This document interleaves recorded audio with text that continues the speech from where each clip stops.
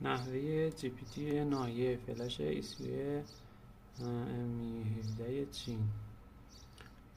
ECU پروگرام بوش M17 چین. ایپرام فلش نایه فلش. تایید سیمبندی، انجام سیمبندی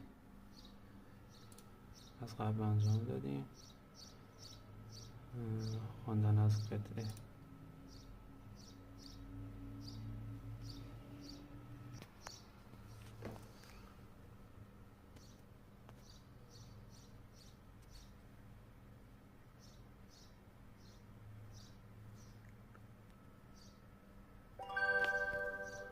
از قطعه به پایان رسید. فایلمون رو ذخیره میکنیم چون ما قبلا فایل رو ذخیره کردیم.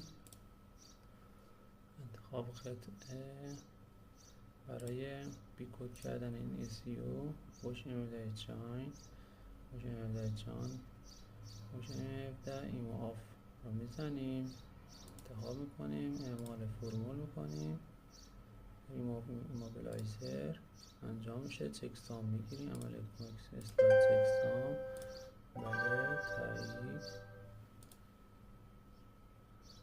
بعدا ریختن برنامه رو میزنیم و برنامه‌ریزی این ECU به صورت بیکد انجام میشه.